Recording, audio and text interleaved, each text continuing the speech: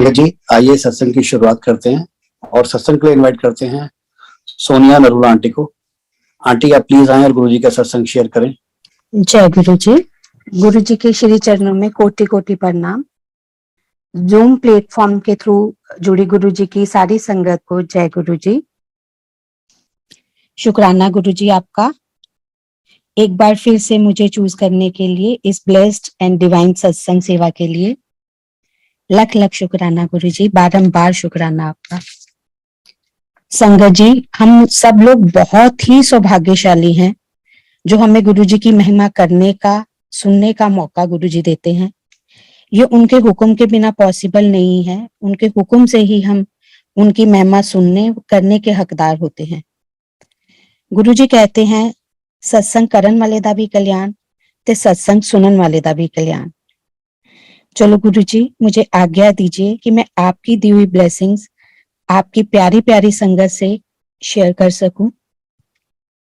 शुक्राना बारंबार गुरु जी।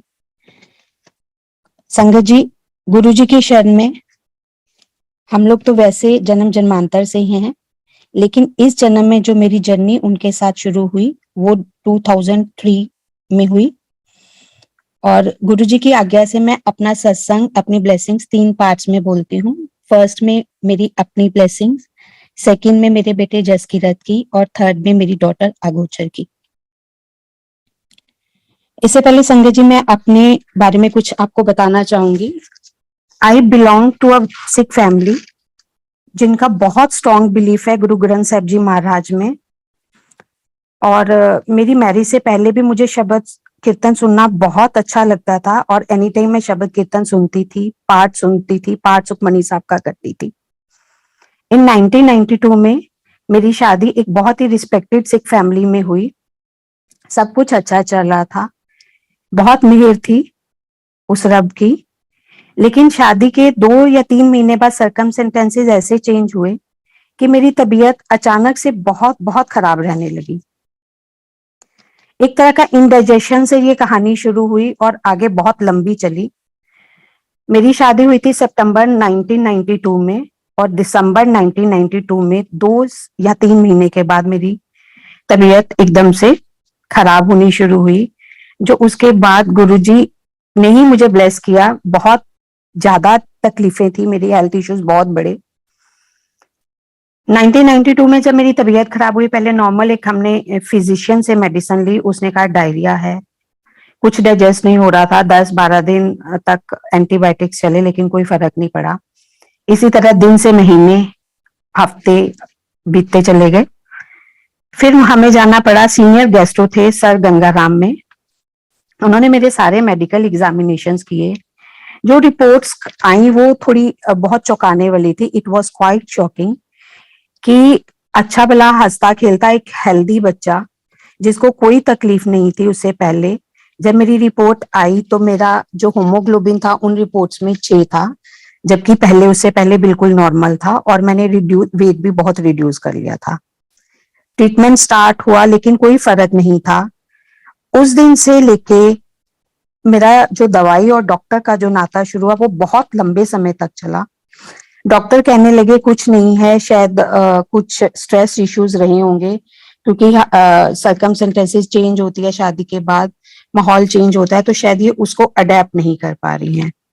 उन्होंने पहले मुझे एंटीबायोटिक्स पर रखा, मेरी क्लोनोस्कोपी हुई, मेरी एंडोस्कोपी हुई, लेकिन किसी में कुछ नहीं था। तो लास्ट में उन्होंने यही कह दिया कि इसको कोई स्ट्रेस इश्यूज हैं। फिर उन्होंने मेरे एंटीबायोटिक्स महीने चलते थे लेकिन कोई फर्क नहीं होता था। फिर उन्होंने मुझे स्टेरॉइड शुरू कर दिए। जब ये सब मेरे साथ हो रहा था उस टाइम मेरी उम्र सिर्फ 24 साल की थी, पर उन दिनों में भी बाबा जी की दया से, उस मालिक की दया से मेरा पाठ का रूटीन स्किप नहीं होता था और ना ही मेरा कभी विश्वास उस रब से डोला।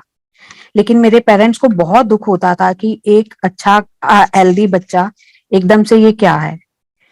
इतना ही नहीं, हेल्थ इश्यूज तो जो थे ही थे, लेकिन अब धीरे धीरे सर्कमस्टेंसेस और ज्यादा क्रिटिकल हुई, फैमिली इश्यूज भी स्टार्ट हो गए।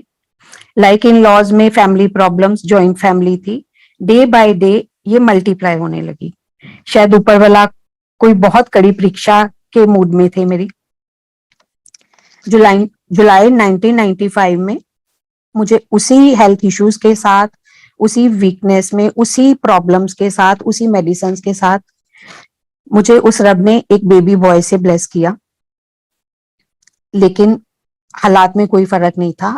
अब हेल्थ इश्यूज भी बढ़े, फैमिली इश्यूज भी बढ़े, और जो बेबी बॉय हुआ था वो भी अस्थमैटिक, चाइल्डहुड अस्थमैटिक था। 1 साल बाद बेबी गर्ल से मुझे बाबा जी ने ब्लेस किया।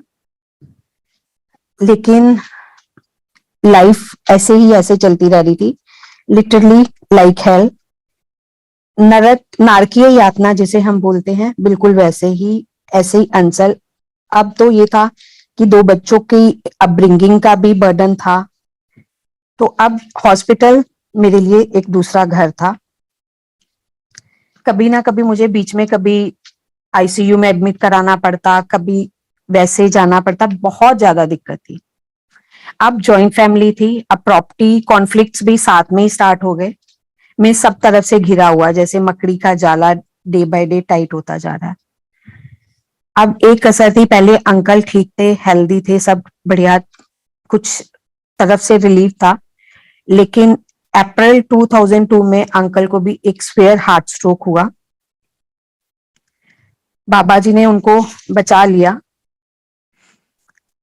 मेरा महाशिव में, शिव जी में बहुत स्ट्रॉन्ग बिलीफ है, तो गुरु जी के कॉल अब हमें आने लगे, क्योंकि उनकी कोई संगत थी जो मेरी फ्रेंड थी। उन्होंने मुझे बताया, तुम इतने सारे कष्ट झेल रही हो, यहाँ एक गुरु हैं, तेरे सारे कष्ट खत्म हो जाने हैं, तुम उनके गुरु जी के पास चलो। मुझे नहीं समझ आई कि वो कहाँ ले जाना चाहते हैं, या ऊपर वाला मेरा कौन सा कष्ट काटना चाह रहा था। जैसे मैंने आपको पहले ही बताया कि मेरा बहुत स्ट्रॉन्ग बिलीफ था गुरु ग्रंथ साहिब जी पे, तो मुझे लग रहा था कि मैं वहां जाके कोई गलती ना कर बैठूं।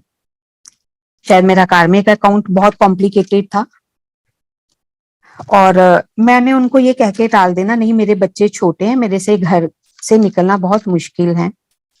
हालात अब बद से बदतर होते जा रहे थे। अब ऐसा होने लगा था संगत जी कि 15 दिन में एक बार मैं आईसीयू में होती थी, और अंकल बच्चे बाहर खड़े होके रोते थे, एंड वाइस वर्सा। और अगली बार अंकल आईसीयू में होते थे और मैं और बच्चे बाहर खड़े होके रोते थे।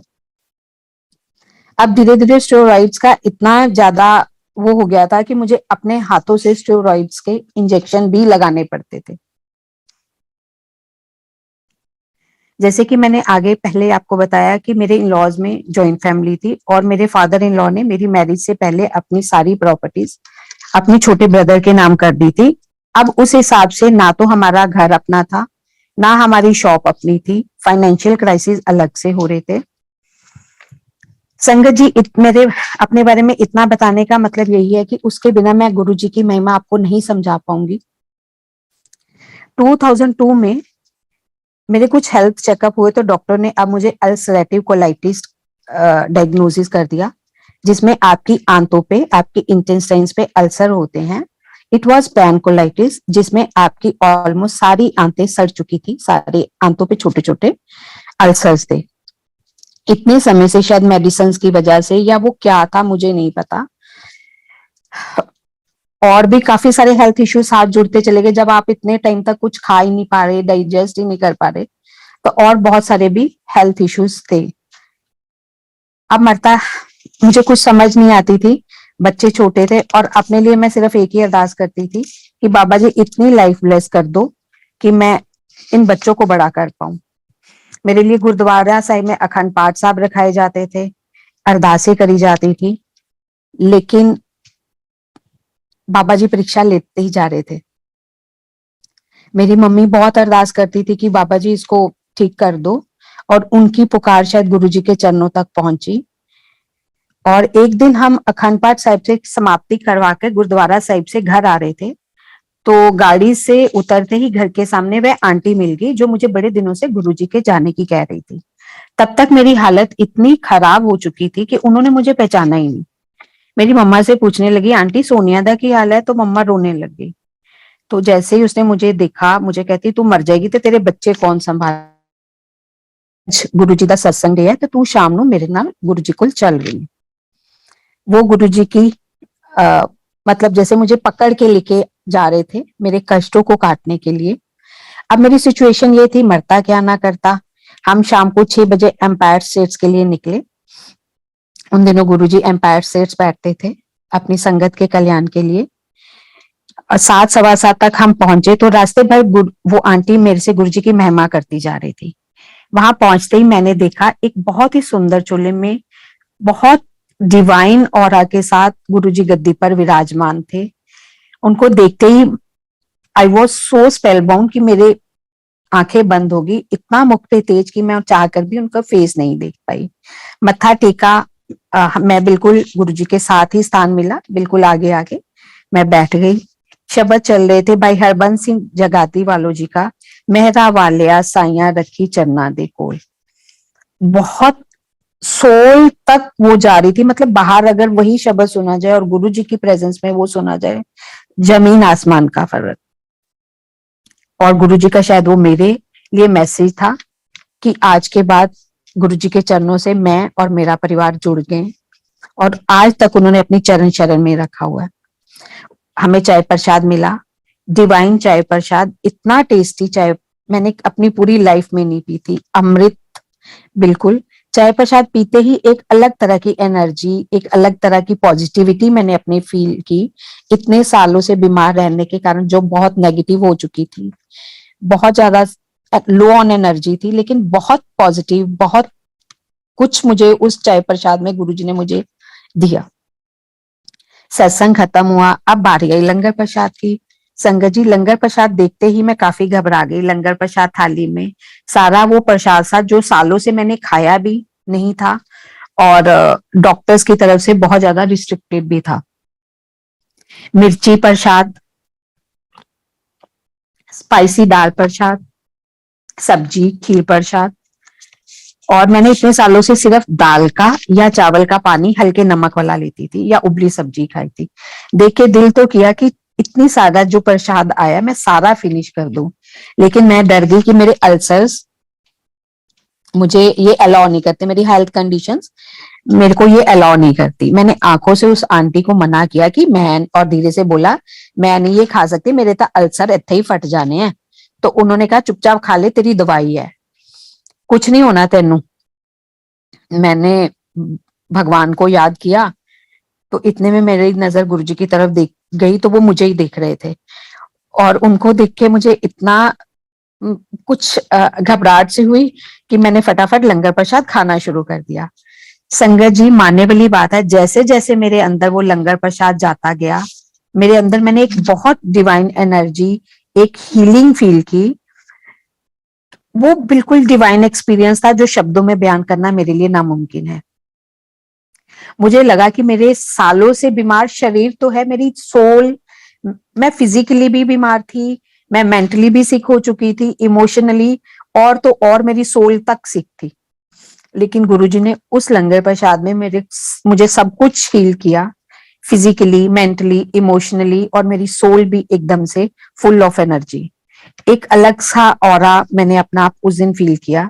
लंगर प्रसाद करने के बाद आज्ञा लेने की बारी आई तो आंटी जी मुझे ले गई और मुझे गुरुजी की चेयर के साइड पर खड़े होने का मौका मिला। गुरुजी, उन्होंने ये कह के मेरा इंट्रोड्यूस करवाया, गुरुजी ए मेरी फ्रेंड। गुरुजी ने मुझे देखा, स्माइल की और कहते जा कल्याण किता तेरी फ्रेंड दा भी। उनके उस 2 वर्ड्स ने संगत जी मेरी लाइफ थोड़ा प्रॉपर चेंज कर दी। एक बहुत ही सुंदर सा यू टर्न लिया जो मैं अभी आपको बताती हूँ। जैसे ही हम एम्पायर से छोटे मंदिर से बाहर आए तो मेरा ऑरा बिल्कुल चेंज था, फुल ऑफ एनर्जी। मुझे ऐसे लग रहा था कि मैं वो हूं ही नहीं जो मैं थोड़ी देर पहले यहाँ से चल के गुरुजी के मंदिर गई थी। एकदम निराश, थकी, हताश, जिंदगी से हारी। अब जब निकली तो बिल्कुल अलग से मैं वापस घर की तरफ आई और धीरे धीरे ऐसा गुरुजी ने हमें किया कि अब वंस अ वीक मैं, अंकल और बच्चे एम्पायर से जाने लगे गुरुजी के दर्शन के लिए। पूरा हफ्ता मुझे वेट रहती थी कि कब वो दिन आएगा सत्संग डे और मुझे गुरुजी के जाने का मौका मिलेगा। वो दिन था मेरी खुशियों का, मेरे नए जीवन की एक शुरुआत का। गुरुजी ने ऐसा मिरेकल किया कि जो प्रॉपर्टी हमें सालों से नहीं मिल रही थी, गुरुजी से जुड़ने से थोड़ी देर बाद ही मेरे हस्बैंड के चाचा जी ने वो हमारे नाम कर दी। हमारी शॉप अब हमारी थी, हमारा घर हमारा था। ये हमारे लिए बहुत बड़ी ब्लेसिंग थी संगत जी, जो चीज सालों से नहीं हो पा रही थी। और वो गुरुजी के जाते ना मैंने कभी गुरुजी को ये बोला कि गुरुजी मुझे ये दिक्कत है, मैं बीमार हूं, मेरे अंकल बीमार हैं, या मेरे घर में कभी ये दिक्कतें हैं, कभी भी इस इंटरेक्शन का गुरुजी ने मौका ही नहीं दिया। जैसे कि अभी हम शब्द सुन रहे थे, बिन बोलिया सब कुछ जानता। गुरुजी को कुछ कहने की जरूरत नहीं, कुछ मांगने की जरूरत नहीं, उनको सब पता है किसको कब क्या कैसे ब्लेस करना है, वो वैसे ही ब्लेस करते हैं। यहाँ आके गुरुजी के दर में आके कुछ भी मांगना एक बहुत बड़ी मूर्खता है। गुरुजी को सब पता है, वो टाइम आने पे सब अपने आप ही करते जाते हैं। संगत जी ऐसा हो रहा था कि अब मतलब लाइफ बिल्कुल चेंज हो रही थी, बहुत अच्छा लग रहा था। पता नहीं गुरुजी ने मेरे कौन से पिछले जन्म के कार्मिक अकाउंट क्लियर करते चले जा रहे थे। जैसे गुरुजी कहते हैं कि ਜਦੋਂ ਤੁਸੀਂ ਮੇਰੇ ਸਾਹਮਣੇ ਆਂਦੇ ਹੋ तो ਤੁਹਾਡੇ ਸਾਰੇ जन्मा जन्मांतर ਦੇ बही खाते मेरे अगे खुल जाते ने। मेरा भी कुछ ऐसा था, गुरुजी ने बही खातों में जो भी करना था उन्होंने अपने आप कर दिया। और नेक्स्ट सत्संग जो मेरा है, एक दिन गुरुजी से आज्ञा लेकर मैं उठ रही थी तो गुरुजी ने मेरे से पूछा कित्थों आई तू। तो मैंने गुरुजी से बोला गुरुजी तिलक नगर तो। गुरुजी ने स्माइल करी और बोले जा ऐश कर ते तिलक लगा, इत्थे की करदी पई है। उस दिन मुझे नहीं समझ आई कि गुरुजी ने मुझे क्या ब्लेस किया है, लेकिन गुरुजी ने उस दिन मुझे ब्लेस किया था ओवरकम होने के लिए। तिलक मीन्स विक्ट्री। जब आप किसी चीज पे जीत हासिल करते हो तो उस टाइम आपका तिलक किया जाता है। गुरुजी ने उस दिन मुझे विक्ट्री ब्लेस करी थी, जो मेरी सारी प्रॉब्लम से मुझे ओवरकम किया। हर चीज से मुझे जीत हासिल हुई, हर जंग से जिंदगी की उन्होंने मुझे जीत दिलाई और मैंने तिलक लगाया। ये है मेरे गुरुजी, जो छोटे 2 वर्ड्स में आपकी सारी लाइफ चेंज कर देते हैं, होल लाइफ। उस दिन मैं बहुत खुश थी कि गुरुजी ने मेरे से बात की, लेकिन मुझे उनकी जो ब्लेसिंग्स थी उसका मतलब बहुत टाइम बाद पता चला, जब मैंने हर अपनी प्रॉब्लम से ओवरकम किया। ये है मेरे मालिक। एक दिन अब हम धीरे धीरे गुरुजी की दया से, गुरुजी ने उन सर्कमस्टेंसेस से भी बाहर निकाला, उन लड़ाई झगड़ों से भी बाहर निकाला जिनमें हम फंसे हुए थे। गुरुजी ने मुझे एक नया घर ब्लेस किया सुभाष नगर में। ये 2006 की बात है, मतलब 2003 से लेके 2006 तक आते आते 3 सालों में गुरुजी ने मुझे नई लाइफ, हेल्थ, वेल्थ, हैप्पीनेस सब ब्लेस कर दिया था। और तो और उन्होंने अपना सिमरन करने का मुझे एनर्जी देते थे, मुझे सम्मत देते थे, सबुद्धि देते थे। उसी ब्लेस्ड हाउस में गुरुजी का एक छोटा सा प्यारा मंदिर बना हुआ था, जहां अंकल के शॉप के जाने के बाद और बच्चों के स्कूल जाने के बाद मैं गुरुजी के स्वरूप से घंटों बातें करती थी, जो गुरुजी ने अपने हाथ से मुझे ब्लेस करके दिया हुआ था। उनका शुक्राना करती थी। अब एक दिन ऐसा हुआ कि मैं उस मंदिर में बैठी थी और शब्द लगा हुआ था, तुम करो दया मेरे साईं। और मैं बहुत लगन के साथ आंखें बंद करके उसको सुन रही थी। तो मुझे उस घर में कोई भी नहीं था मेरे अलावा। तो मुझे ऐसा लगा कि जैसे मंदिर में कुछ हल्की सी हलचल हुई है और मेरे अलावा भी वहां पर कोई और है। जैसे हम सब जानते हैं संगत जी, गुरु जी ओमनी प्रेजेंट है। तो उसी दिन शाम को मुझे जो हमारा प्रोग्राम नहीं था लेकिन गुरुजी का बुलावा था, तो गुरुजी के सत्संग में जाने का वो मौका मिला। तो अभी गुरुजी चोला में अपनी चेयर पे आसन पर विराजमान नहीं थे, अपने सिंहासन पर। वो किचन के बाहर एक छोटा सा कंसोल सा पड़ा हुआ था, उस पे बैठे हुए थे अपने कैजुअल वेयर में। हम थोड़ी जल्दी पहुंच गए एम्पायर से उसी दिन शाम को, जिस दिन मैंने ये मंदिर वाला आपको बात बताई। तो जब भी हम गुरुजी के पहुंचे तो उसमें वही सेम शब्द लगा हुआ था, तुम करो दया मेरे साईं। तो एकदम से मैं हैरान और गुरुजी की तरफ देखा और गुरुजी मेरी तरफ ही देख रहे थे और एक सरकास्टिक टोन में स्माइल कर रहे थे। तो मुझे समझ आ गया कि उस टाइम जो मंदिर में थे गुरुजी ही थे जो ब्लेस कर रहे थे। ये है मेरे मालिक जो हर जगह आपके साथ रहते हैं। संगत जी, मैंने पहले जैसे आपको बताया कि गुरुजी ने हमें शॉप ब्लेस की थी। ये shop waste Delhi Ganesh Nagar Tilak Nagar area में थी, हार्डवेयर मार्केट में। 2005 में जब वहां मेट्रो का रूट था, मेट्रो बन रही थी, मींस उधर से मेट्रो निकलनी थी। डीएमआरसी ने हमें नोटिस आया कि हमारी almost more than half shop उस मेट्रो प्रोजेक्ट के अंदर है, टूट जाएगी और उसका कोई कंपनसेशन गवर्नमेंट की तरफ से नहीं है। ये थोड़ी सी और प्रॉब्लम वाली बात थी, लेकिन गुरुजी पे विश्वास था। पता था कि जब इतनी उलझनों से उन्होंने निकाला तो ये उलझन तो उनके लिए कोई चीज ही नहीं है। अरदास करती थी, कभी भी जैसे मैं बोल रही हूँ, गुरुजी से सामने कहने का कभी कोई ना तो मौका मिलता था, ना ही जरूरत होती थी। बस वहां बैठे थे, अरदास करते रहो। अरदास करते करते संगत जी, आप विश्वास नहीं करोगे कि मेट्रो ने फर्स्ट टाइम, मेट्रो की हिस्ट्री में ये हुआ था कि मेट्रो ने अपना रूट चेंज किया था। उन्होंने वो जो हमारे शॉप के सामने से, हमारे ज्यादा शॉप्स के सामने, मार्केट के सामने से रूट निकलना था, उन्होंने वो रूट चेंज करके बिल्कुल उसके डैम ऑपोजिट कर दिया। और डीएमआरसी के किसी आदमी ने खुद अंकल को आके बोला, वो मार्केट के उन दिनों जनरल सेक्रेटरी थे, कि ये अनबिलीवेबल है कि ये फर्स्ट टाइम हुआ है जब डीएमआरसी में ने मेट्रो का रूट इस तरह से चेंज किया गया है, नहीं तो उनका जो एक बार नक्शे बन जाते हैं वो फिक्स होते हैं। ये है मेरे मालिक की दया। संगत जी, अब आगे मैं बताती हूँ कि जैसे मैंने आपको पहले बोला कि काफी टाइम बाद जो मेरा जो डायग्नोसिस आया था वो कोलाइटिस का था। तो एक दिन डॉक्टर के पास मैं रूटीन चेकअप के लिए गई। अब तक ये हो गया था कि एंटीबायोटिक और स्टेरॉइड से छूट के मैं बिल्कुल होम्योपैथिक पे आ गई थी। नॉर्मल लाइफ लीड कर रही थी, खाना पीना बिल्कुल नॉर्मल इंसान की तरह था, जो कि सालों से मैं पे सिर्फ पानी, चावल के और दाल के पानी पे थी। कभी उस दिन कुछ नॉर्मल सा कुछ भी नहीं था। नॉर्मल किसी बात के लिए डॉक्टर के पास गए, शायद अंकल के लिए ही गए थे, मेरी कोई प्रॉब्लम भी नहीं थी। तो डॉक्टर ने ऐसे मुझे देखे, फैमिली डॉक्टर थे, तो कह रहे थे आपने सोनिया जी काफी टाइम से आपने क्लोनोस्कोपी नहीं कराई है, कोलाइटिस के पेशेंट है, एक बार अपनी क्लोनोस्कोपी करा लीजिए तो आपकी आपकी डिजीज रिस्की है, कोई अंदर फेस चेंज ना कर ले। तो अंकल ने भी कहा भी एक बार टेस्ट कराने में कोई दिक्कत नहीं है। तो दूसरे तीसरे दिन अपॉइंटमेंट लेके जब मैंने क्लोनोस्कोपी करवाई, तो जब डॉक्टर क्लोनोस्कोपी करके बाहर आए तो उन्होंने मेरे से पूछा आप कौन सी मेडिसिन ले रहे हो। थोड़ी देर के लिए मैं डर गई कि ये ऐसा क्यों पूछ रहे हैं, कि कुछ गड़बड़ तो नहीं होगी, क्योंकि उन दिनों मैं तो कोई भी मेडिसिन नहीं ले रही थी, कभी कभार होम्योपैथिक ले लेती थी। मेरे अंकल ने डॉक्टर से पूछा सब ठीक है डॉक्टर साहब। तो उन्होंने बोला इससे पहले वाली जो 2002 वाली रिपोर्ट्स हैं वो दिखाओ। तो वो रिपोर्ट्स मेरे पास थी, हम साथ ही लेके गए थे, हमने दिखाई तो डॉक्टर कहने लगा देखिए सर, पहली रिपोर्ट में इनकी सारे इंटेस्टाइन्स पर अल्सर हैं, एक तरह से सारी आंतें गल गई हैं, लेकिन इस लेटेस्ट कोलोनोस्कोपी की रिपोर्ट में इनकी आंतें बिल्कुल हेल्दी और स्वस्थ दिख रही हैं। मुझे ये बताओ कि इनकी मेडिसिन कौन सी चल रही है। मैं और अंकल के मुंह से एक ही दम से निकला जय गुरु जी। और हम लोग, मेरी आंखों से आंसू आने शुरू हो गए। मैंने कहा डॉक्टर साहब आपकी किसी दवाई से हमें कोई फर्क नहीं पड़ा, ये मेरे मालिक की दवाई है जिससे ये रिपोर्ट चेंज हुई है।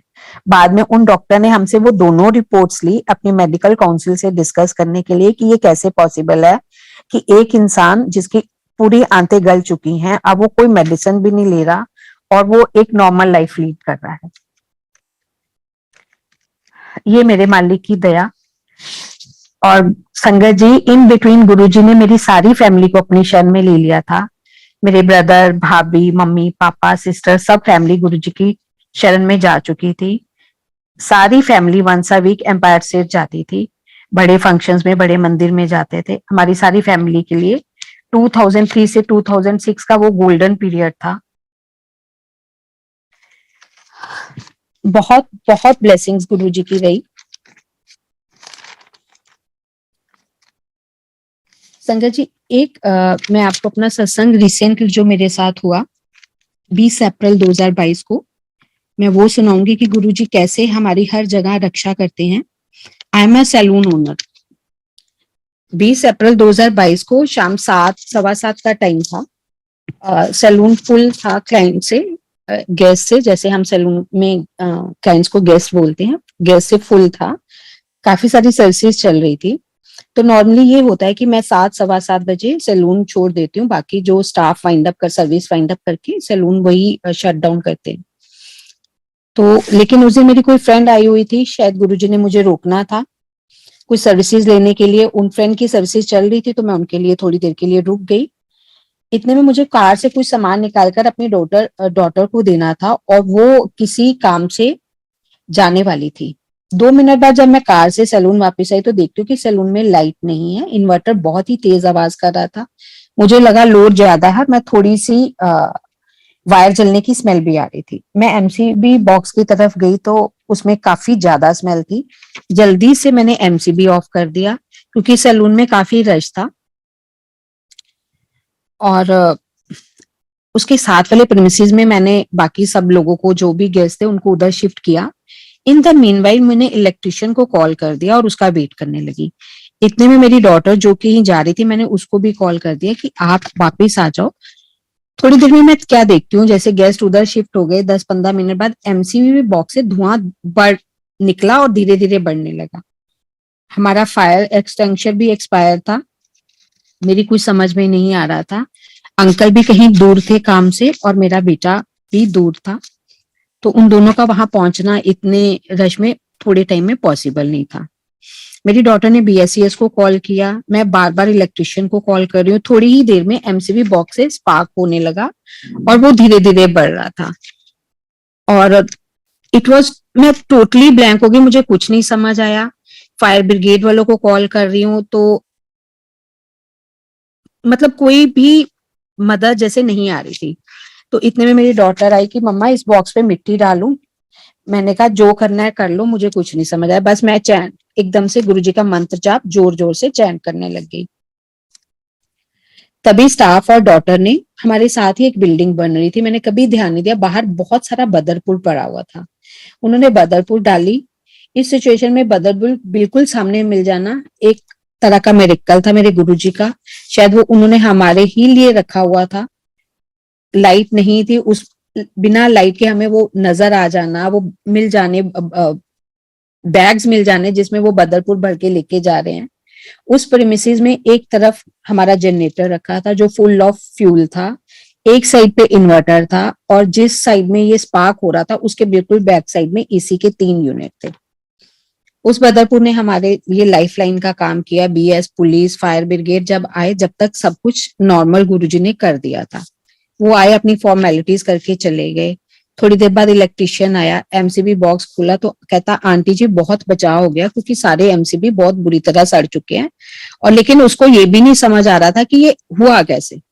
बस वो भी गुरुजी का फॉलोअर है और गुरुजी की बहुत दया है उस पर भी। तो उसने कहा आंटी जी आज तक गुरुजी ने बहुत बचा लिया।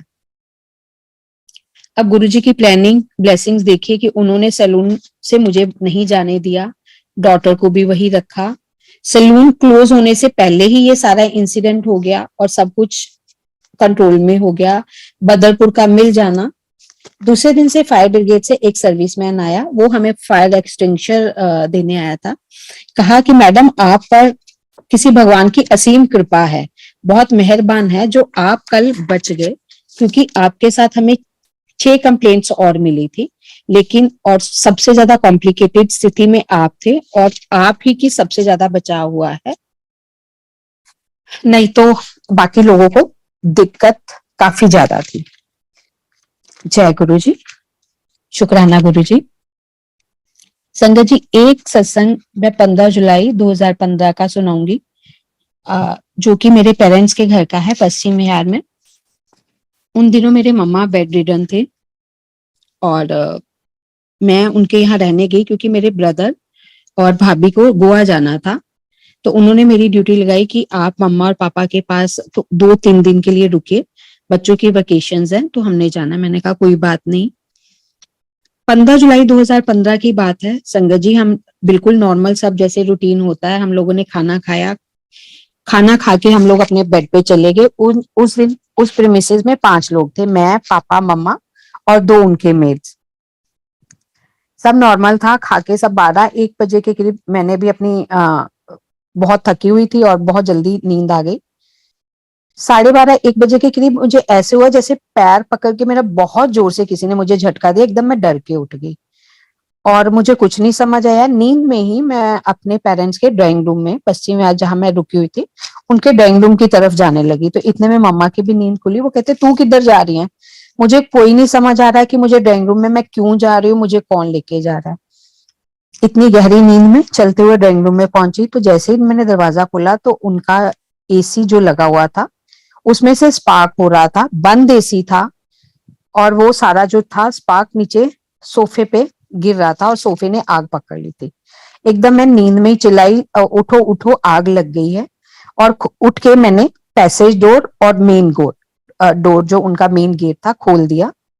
ये सिर्फ मुझे 20 to 30 सेकेंड्स लगे, और उनके दोनों डोर इलेक्ट्रॉनिक हैं, पैसेज डोर भी और मेन डोर भी। 30 सेकेंड के समय में गुरुजी ने मेरे से वो दोनों गेट खुलवा दिए। और जैसे ही मैंने गेट ओपन किया उसके बाद सारा शॉर्ट सर्किट सा हुआ और सारी घर की लाइट बंद, खत्म। सिर्फ 30 सेकेंड में गुरुजी ने वो दोनों गेट खुलवा दिए ताकि सारी जो है अंदर सब लोग बाहर ठीक ठाक से निकल जाएं। पांचों लोग हम ठीक ठाक से बाहर निकल आए। मम्मी चिल्लाती रही। देखते ही देखते वो आग ऐसे थी कि जैसे कोई फूंक में मार के उस आग को फैला रहा है। फायर ब्रिगेड को फोन किया, कोई फायर ब्रिगेड नहीं आई। इतना करते करते रात के 2-2:30 बज चुके थे। देखते ही देखते वो 3 मंजिल पूरी कोठी आधे पौने घंटे के अंदर पूरी आग की चपेट में थी। मैं और मम्मी बाहर सड़क पे खड़े यही चिल्लाते रहे, गुरुजी कहाँ हो? बिना चप्पल के हम लोग एकदम से भागते हुए निकले, गुरुजी तुसी कित्थे हो, गुरुजी तुसी कित्थे हो? लेकिन गुरुजी वहीं थे।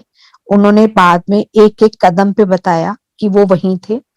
पहली बात तो ये कि मुझे नींद से जगा दिया। दूसरी बात ये, इलेक्ट्रॉनिक गेट खुलने से, लाइट जाने से पहले, सॉरी, उन्होंने इलेक्ट्रॉनिक गेट दोनों खुलवा दिए। 5 लोग थे, 5 लोगों को एक इतनी सी भी कोई तकलीफ नहीं आने दी। बिल्कुल आटे से बाल की तरह निकाल लिया, एक सेक तक नहीं लगने दिया।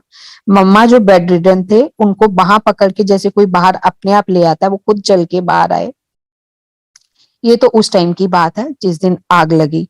नहीं तो हम लोग रोज सुनते हैं, रोज पेपर में आता है कि कोई सो रहा था, घर में शॉर्ट सर्किट हुआ, आग लगी, और वो लोग बाहर ही नहीं निकल पाए। मेरा मालिक इतना मेहरबान था, इतना दयावान है कि उन्होंने जरा सी भी हमें तत्ती हवा तक नहीं लगने दी। दूसरी बात, मम्मा की तबीयत खराब हुई, उन्हें उसी रात हॉस्पिटलाइज कराना पड़ा। जब मैं कुछ सामान लेने घर आई तो बहुत बुरा हाल था घर का। पंखे टेढ़े हो चुके थे, छतों के सरिये बाहर लटक रहे थे, तो मेरे लिए अंदर जाना भी पॉसिबल नहीं था। लेकिन थोड़ा सा अंदर जाने के बाद मैंने देखा कि गुरुजी का एक स्वरूप लॉबी में उनकी लगा हुआ था, कांच के फ्रेम वाला। ना तो उसपे कुछ धुआं था, कालिक थी, और ना ही वो शीशा टूटा हुआ था। ये मेरे लिए बहुत ज्यादा विश्वास करना मुश्किल हो रहा था, जहां छतों के अंदर के सरिये तक बाहर निकल के लटक गए, पंखे तक टेढ़े हो गए, बेड्स अलमीराज के अंदर तक सामान पड़ा हुआ काला हो गया। वहां पर मतलब गुरुजी का स्वरूप बिल्कुल ऐसे फ्रेश, ना तो उसपे कोई धुआं, ना ही उसका कोई कांच चटका, ना कुछ। तो गुरुजी ने इससे मुझे दिखा दिया मैं वहीं था, हर कदम पे तुम्हारी रक्षा कर रहा था। परिवार का कोई कष्ट था, किस मेंबर का था, जो गुरुजी ने एक मॉनेटेरियल उस पे लॉसेस पे डाल के खत्म कर दिया। सारा परिवार बिल्कुल ठीक था। दूसरे दिन मेरे ब्रदर भाभी जब गोवा से आए तो मैं उनको फेस करने से बहुत डर रही थी कि वो कहेंगे आपके हवाले घर छोड़ा और पीछे से हमारा घर ये हाल कर दिया। तो जैसे मेरे ब्रदर आए, उन्होंने मेरे सिर पे हाथ रखा और सिर्फ इतना कहा कि बहुत बहुत थैंक यू आपका कि अपने मम्मी पापा को ठीक ठाक बाहर निकाल लिया, नहीं तो पूरी लाइफ में अपने आप को माफ नहीं कर पाता। ये मेरे गुरु की कृपा है जो वो हमें इतनी सुबुद्धि देते हैं, इतनी सुमत देते हैं कि परिवार एकजुट होके सारी मुसीबत का जो सामना कर सके। जय गुरु जी। गुरु जी की दया से एक सत्संग जो मैं है अपना इसी 10 अक्टूबर का 2022 का ही मैं शेयर करूंगी संगत जी। गुरु जी कैसे हर जगह हर पल हमारे साथ होते हैं, सिर्फ जरूरत होती है उनको पहचानने की। 10 अक्टूबर को मुझे जाना था अपने सैलून, जैसे मैंने पहले आपको बताया। तो उस दिन ड्राइवर ने अचानक से छुट्टी ले ली। बहुत सारे अपॉइंटमेंट से जाना जरूरी था, तो मैंने कैब बुक कराई, 1 बार 2 बार 3 बार, तीनों बार कैब कैंसिल हो गई। फेस्टिवल डेज थे, तो मुझे जल्दबाजी में कुछ नहीं समझ आया, तो मैंने उबर से ही ऑटो बुक करा दिया। ऑटो बुक कराया मैंने। ज्वेलरी भी उस दिन काफी पहनी हुई थी, जैसे मैंने बोला फेस्टिवल डेज है, तो मैंने अपना लंच वाला बैग और बाकी जो सामान था चाहिए था हैंड बैग लेके मैं निकल गई। अभी मैं अपने घर से थोड़ी दूरी गई होंगी, एक बाइक से दो बाइकर्स आए, दो लोग बैठे हुए थे उसमें। उन्होंने ऑटो रोका और ऑटो वाले को कहने लगे, हम इतनी देर से तेरे को पीछे से आवाजें देते आ रहे हैं, हम पुलिस वाले हैं, तू ऑटो रोक क्यों नहीं रहा, हमें अपना तेरा लाइसेंस चेक करना है।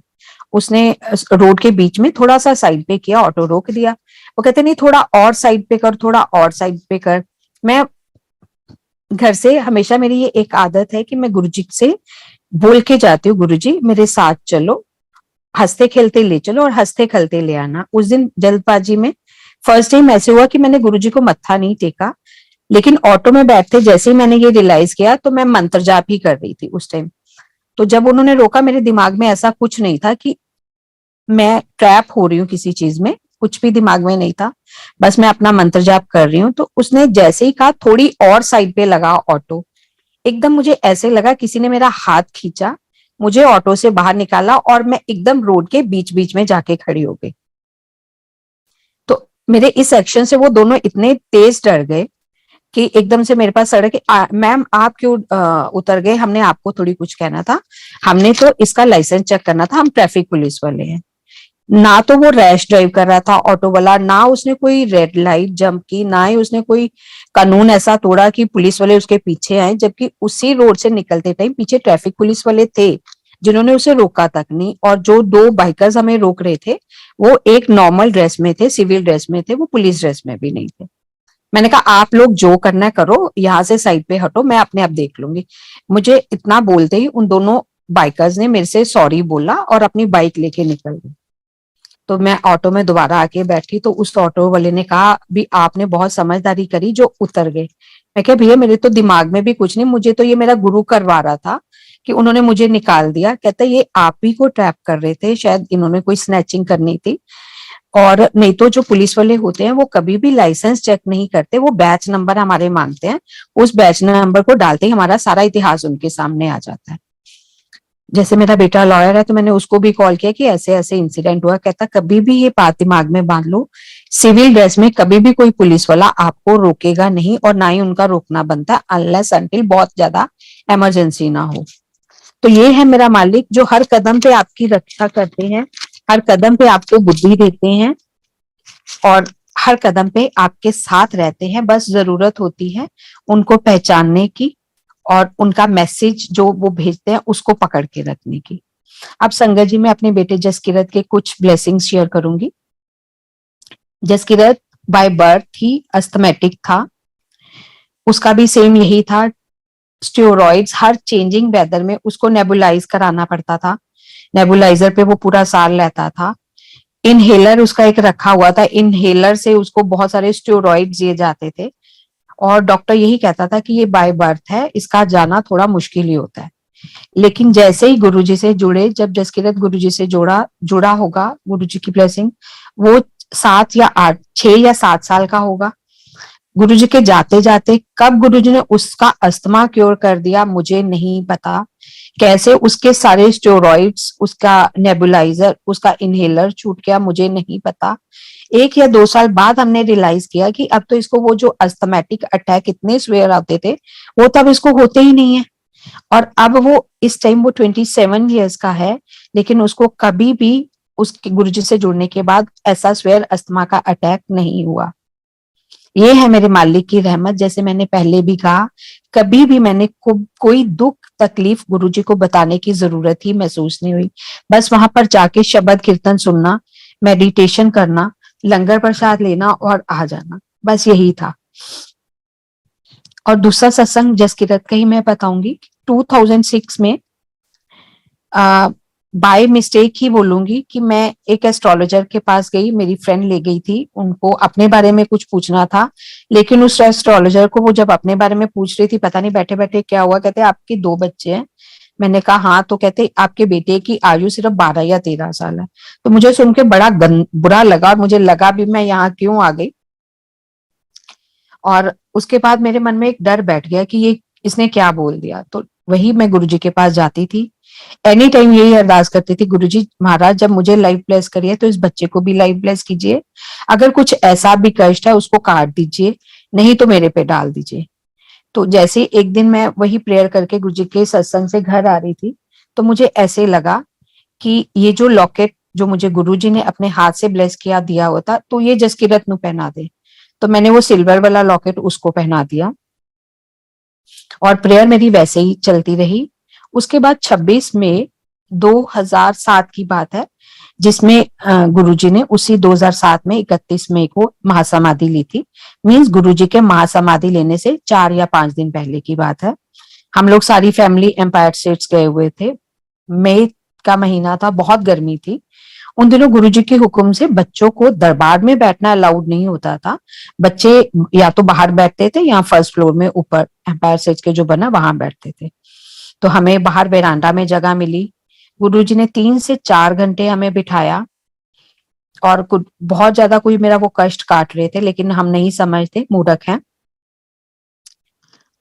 और जब हमें लंगर प्रसाद 3-4 घंटे बाद मिला, तो जसकीरत कहता आज गुरुजी ने बहुत लंबे समय तक बिठाया, बहुत गर्मी लग रही है, मैं अगली बार से नहीं आऊंगा। मैं कहा नहीं बेटा, ऐसे नहीं बोलते। उसी दिन समाजवादी पार्टी के नेता अमर सिंह भी आए थे, गुरुजी ने उनको भी ब्लेस किया। गुरुजी से आज्ञा लेके हम सारी फैमिली घर आ गए। तो जसकीरत उस दिन मेरे पेरेंट्स के घर रुक गया, छुट्टियां थी, वेकेशन चल रही थी, समर वेकेशन, और अपनी मासी के साथ 1:30-2 बजे का टाइम था। तो उठ के उसने चिल्लाना शुरू कर दिया, अब मुझे बचा लो, मुझे बचा लो, मुझे बचा लो। तो एकदम से वो भी हड़बड़ा के उठ गई। कहता मैंने एक सपना देखा है, लेकिन बार बार रोई जा रहा है और यही बोला वो सपना नहीं, वो सच था, वो सपना नहीं, वो सच था। तो उसने पूछा हुआ क्या बेटा तेरे को? वो कहता कि मैं सो रहा हूं तो मैं देखता हूँ 2 घोस्ट। घोस्ट से मतलब उसका मतलब यम से था, यमराज। 2 यम आए, उन्होंने उसकी सोल को निकाला और वो देख रहा है कि मेरी सोल निकल रही है और अपनी बॉडी को भी वो देख रहा है। और उन्होंने कमरे का दरवाजा खोला। जैसे ही उन्होंने दरवाजा खोला, पीच चोला में गुरुजी वहां खड़े थे। उन्होंने जसकीरत की सोल जैसा वो सपने में देख रहा है और हमें डिस्क्राइब कर रहा है, उन यम के हाथों से लिया, उसकी बॉडी में रखा, जसकीरत को वहां से उठाया और खुद उसकी जगह लेट गए। हमें सोचिए कि गर्मी में इतनी देर बैठ के आया है, इसके दिमाग में कुछ रह गया होगा, वो है। जबकि यकीन मानिए संगत जी, उस टाइम वो 10 साल का था, ना तो उससे पहले कभी और ना उसके बाद कभी उसको ऐसा ड्रीम आया, और ना ही उससे पहले कभी आया। बात आई गई हो गई, उसने मुझे सुनाया, मैंने कहा कुछ होगा।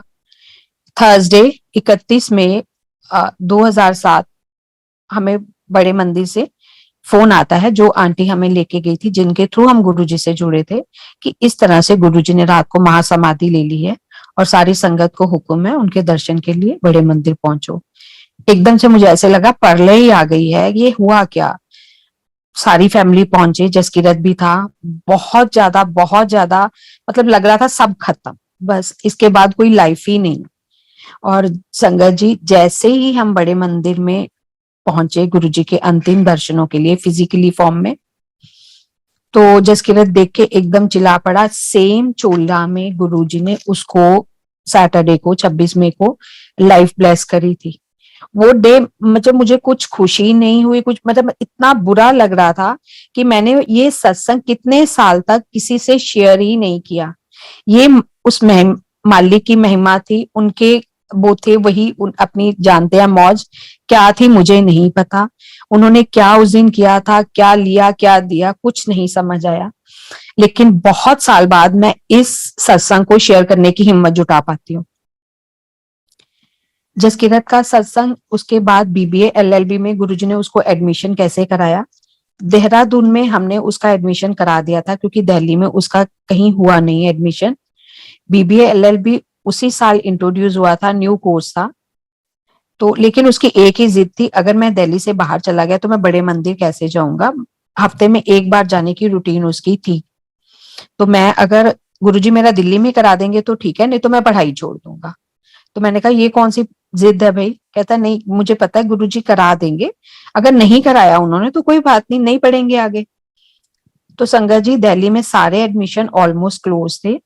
हम उसके देहरादून भेजने की तैयारी कर रहे थे और वो अपनी जिद पे अड़ा हुआ था। तो मैंने अपने ब्रदर को फोन किया कि मैंने कहा ये कैसी बचकानी सी जिद कर लेके बैठा हुआ है। तो जब हम दोनों बात कर रहे थे, इन बिटवीन उनके कोई फ्रेंड उनके पास बैठे हुए थे, तो उन्होंने पूछा क्या हो गया निजा साहब, तो उसने बताया कि ऐसे ऐसे सिस्टर का फोन है, बेटे का एडमिशन कराया वहां पर, लेकिन वो जाने को तैयार नहीं, एक ही जिद है कि गुरुजी दिल्ली में एडमिशन करा देंगे। तो वो कहता आपको नहीं पता, शायद आईपी में दोबारा कुछ सीट्स रह गई हैं कि विप्स में, Vivekananda institute of professional studies, वो शायद एडमिशन रीओपन कर रहे हैं, जहां तक मेरा है एक बार आप पता करो। तो पता किया तो सच में कुछ सीट्स थी अवेलेबल जिसमें री एडमिशंस हो रहे थे। गुरुजी का नाम लेके गए, गुरुजी ने कैसे उसका एडमिशन करा दिया। मेरे लिए, मेरी फैमिली के लिए, सबके लिए एक बहुत बहुत बड़ा प्लेजेंट सरप्राइज था। गुरुजी ने उस बच्चे की बात रखी, उसको ब्लेस किया और उसका एडमिशन भी हो गया और उसने अपना कोर्स भी बहुत ब्यूटीफुली कंप्लीट किया और एक अच्छा प्रोफेशन और अच्छा कैरियर गुरुजी ने उसको ब्लेस किया। उसका अगला सत्संग 2020 का है, जब हम सेकेंड लॉकडाउन में थे, सॉरी फर्स्ट लॉकडाउन था। उसमें एक किसका एक्सीडेंट हुआ, काफी स्वेयर एक्सीडेंट था, गाड़ी पूरी डैमेज हो गई, लेकिन गुरुजी ने इसको बिल्कुल खरोच तक नहीं लगने दी। जैसे कि मैंने पहले ही बोला, घर से बच्चे जाएं, अंकल जाएं या मैं जाऊं, मैं गुरुजी से एक बार सिर नवा के सिर्फ एक बात बोलती, गुरुजी उंगली पकड़ के साथ ले जाओ हंसते खेलते, और हंसते खेलते वापस ले आना। और गुरुजी वो बात अपने भक्तों की जरूर रखते हैं। एक्सीडेंट बहुत बुरा था, लेकिन इसको एक खरोच तक नहीं आई और ये बिल्कुल ठीक ठाक रहा। थैंक यू गुरुजी, हर समय अंग संग सहाय रहने के लिए और हर बात हमारी सुनने के लिए। सेकेंड लॉकडाउन का एक सत्संग संगत जी मैं सुनाऊंगी। ये मई का महीना था। उन दिनों मई में भी 2021 की बात है, बहुत ज्यादा बारिशें हो रही थी, बहुत ज्यादा थंडरिंग थी उस दिन भी, लेकिन इसको किसी काम से अपने सर के घर जाना था, कोई ऑफिशियल काम था। तो वहां ये काम करते करते लेट हो गया, 12 साढ़े 12 बज गए, वो थोड़ी दूर भी थे। तो जब ये वापस वहां से चला तो बहुत ज्यादा बारिश थी, ये फ्लाईओवर से निकल रहा था उस पानी भी खड़ा हुआ था। इन बिटवीन इसकी गाड़ी का टायर वहां पर बर्स्ट हो गया, गाड़ी रुक गई। पानी इतना है कि ये टायर भी चेंज नहीं, स्टपनी भी चेंज नहीं कर पा रहा। इसी चक्कर में इसको 1:30-2 बज गए। लॉकडाउन का टाइम है, थंडरिंग है, रेनी है, और जब अपने ही अपनों की मदद के लिए नहीं पहुंच पा रहे तो इसके लिए कौन पहुंचता। हेल्पलाइन सारी बंद थी। तो इतने में मुझे इसका फोन आया कि इस तरह से मैं यहाँ स्टक हो गया हूँ, फंस गया हूँ, अब क्या करूं। बहुत ज्यादा डर लगा मुझे कि एक इतना बुरा टाइम हो, ऊपर से ये वहां फंसा हुआ है।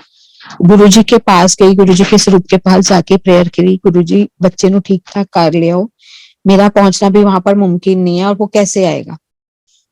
10 से 15 मिनट ही बीते होंगे, मुझे जसकीरत का फोन आया कि मम्मा एक अभी एल्टो कार निकली थी, उसमें से एक सरदार जी निकले, उन्होंने मुझे कहा कि यहाँ खड़े क्या कर रहे हो। तो मैंने कहा कि ऐसे ऐसे मैं टायर भी नहीं चेंज कर पा रहा हूँ और गाड़ी का टायर पंचर हो, गाड़ी अपनी जगह से हिल भी नहीं पा रही। वो आए, उन्होंने अपने हाथ से गाड़ी का टायर चेंज किया और कहते हैं अब आप जाओ। तो अब मैं घर आ रहा हूँ। तो गुरुजी के सामने खड़े खड़े मेरी आंखों से बहुत ज्यादा प्यार से, श्रद्धा से आंसू निकले कि गुरुजी आप कितने भोले हो, जब हाथ को हाथ दिखाई नहीं दे रहा, इस समय आप किस रूप में मदद में कैसे पहुंच जाते हो, ये आपको ही पता है। ये मेरे मालिक हैं, ये मेरे गुरुजी हैं, ये मेरे रब हैं। आप संगत जी कुछ सत्संग मैं अपनी बेटी अगोचर के शेयर करूंगी। बहुत सारी ब्लेसिंग्स है गुरुजी की। वैसे तो पल पल उनका सत्संग है, पल पल उनका शुक्राना है, पल पल उनकी ब्लेसिंग्स है, लेकिन कुछ ब्लेसिंग्स जो गुरुजी ने बहुत, जिसमें लाइफ और वो था, वो कैसे उसको लाइफ कैसे ब्लेस करी। 12th में थी वो, 2013 की बात है। डेंगू हुआ उसको, पहले डायग्नोज ही नहीं हुआ, 2012 की बात है।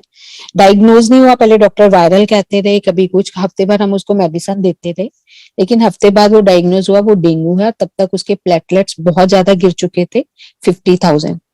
जब हम उसको लेके गए डॉक्टर के, तो डॉक्टर ने एक ही बात बोली कि अभी कुछ कह नहीं सकते।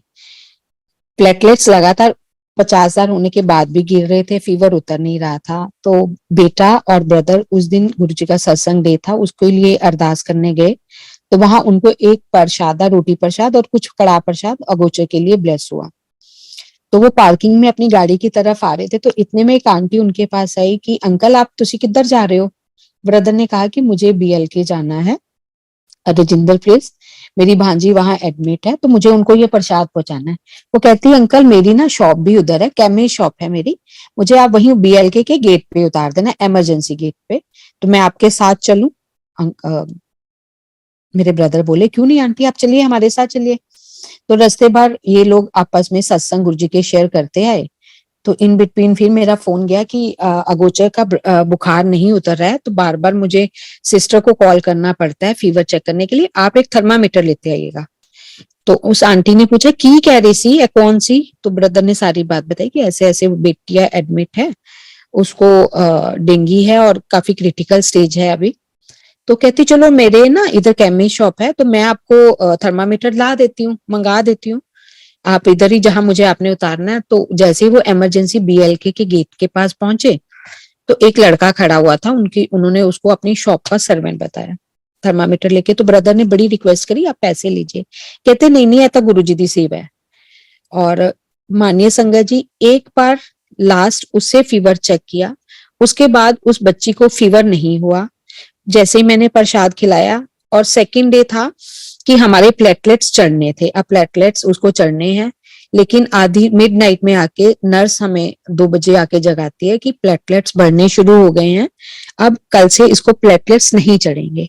ये है मेरे मालिक की दया, कब किस रूप में कैसे आके वो आपको लाइफ ब्लेस कर दे नहीं पता। 8 जुलाई 2015 को अगोचर का भी बहुत बुरे वाला एक्सीडेंट हुआ, लेकिन गुरुजी ने इसको और इसकी फ्रेंड्स को कुछ नहीं होने दिया। और 3 से 4 दिन बाद अमृत वेले मॉर्निंग में 4 बजे, ये गहरी नींद में थी, तो इसको सपना आता है जिसमें ये बोलना शुरू हो जाती है गुरुजी ने बचा लिया, गुरुजी ने बचा लिया। मैंने पूछा बच्चे क्या हुआ, कहते मम्मी मैं सेम वही जगह खड़ी हूँ जहां मेरा एक्सीडेंट हुआ, मैं गाड़ी चला रही हूँ, तो मैं वैसे ही वही एक्सीडेंट अपने सपने में देखती हूँ। तो इतने में देखती हूँ सामने येलो चोले से गुरुजी आ रहे हैं, उन्होंने स्माइल करी, एक हाथ से मेरी गाड़ी को सीधा किया, मेरे सिर पे हाथ रखा और स्माइल करते हुए आगे निकल गए। शुक्राना गुरुजी। एक सत्संग अपनी बिटिया का ही 2020 17 मार्च का है, जब ये कोविड की जस्ट स्टार्टिंग हो चुकी थी, इंडिया में केसेस धीरे धीरे अब होने शुरू हो गए थे। मेरी डॉटर मेकअप आर्टिस्ट है, तो ऑल ओवर इंडिया वो ट्रेवल करते रहते हैं। तो 19 मार्च को भी उसका लखनऊ में, यूपी में एक ब्राइडल्स थे, मेकअप्स थे, उनको जाना था, उनकी कुछ कमिटमेंट्स थी।